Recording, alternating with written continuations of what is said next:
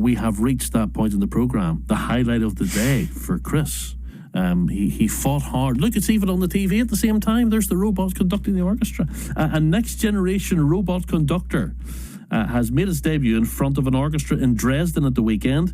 The orchestra says its aim isn't to replace humans, but to play music that human conductors would find impossible. So we want to look at this from a technology point of view and the music point of view as well. So with Professor Kevin Curran, who's an expert in cybersecurity, and also Kathleen Aikes, who conducts the Queen's University Symphony Orchestra in Belfast. Kathleen, how are you? Hi, I'm good. How are you? I'm very good, thank you. Feeling vulnerable, Kathleen? I was going to say, what do you make of this? What do you think of it? I think it's a very, very cool technology and a very cool innovation, but I'm not sure how applicable it is in an actual musical context, I guess, with real orchestra musicians and real audience members. And why is that? Is this because of just getting used to the flow of the music, reacting to the orchestra? Why do you not think it would really work in practice? I think it could work very physically, as in players could react, players could follow the conducting very well, probably better than a human conductor. But I think you lose so much of the emotional aspect of an orchestral playing and of the music and the connection that you can have between a conductor, the players, and the audience, and you lose some of that intrinsic value that music can have with human beings. I suppose the other argument, though, is you do get rid of human error, don't you?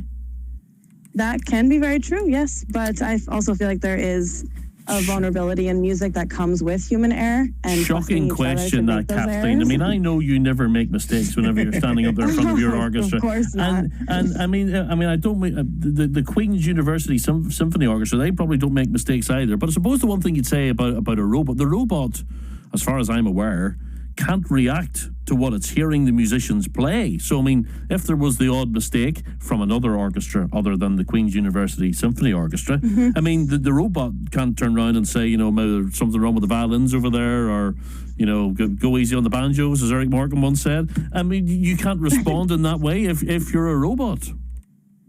True. I feel like half of conducting is reacting to the players and being able to change and catch up with them as they potentially make mistakes or as you make mistakes. And yes. Not sure if a robot could do that. There you are, Chris. There's the case for the defence. You see, though, that all depends on AI not being able to do that. And Professor Kevin Curran is also on the line, as I mentioned.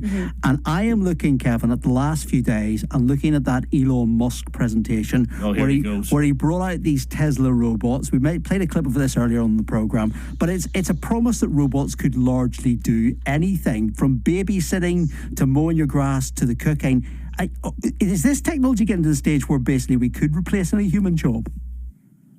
It's possible. You know the old joke about the factory of the future will have two employees. One of them is a human and the other one is a dog. The human, his job is to feed the dog, and the dog is to make sure that no one touches the equipment. So robots, again, like technology always gets better.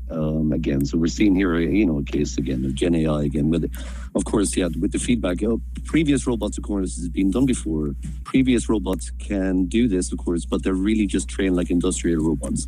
But of course, with Gen AI now, with machines again being able to connect to that again, being able to see patterns and being able to adapt in real time, which is key here. That there's a lot of tasks that we previously thought impossible to be taken over by robots, which are becoming real, actually. When I mentioned that Elon Musk idea, he said that he believed it could be the biggest product ever of any kind, and that we could all end up with a robot in our house. Do you think that's going to happen? No, he overhypes a lot of things. Of course, I'm very conscious about SpaceX, but believe me, we're having self-driving cars for the last 10 years, according to Elon Musk. He does overhype a lot. No, I think that they've got a limited use. Again, that there's so many again, just even battery life. I know that improves gradually, but no, there'll always be just use cases which robots are perfect for within factories or whatever else again. But no, nothing beats the human body. Kevin and Kathleen, thank you both very much indeed. Should we mention the people that we could potentially replace here? Yes. Thanks to the team: Naomi McCafferty, Jane McMurran, Chloe Gibson, Jeremy Shields, Ross McRae, Claire Dixon, Connor Bradley, and our audio engineer Jill Small, who will all eventually become robots. BBC News and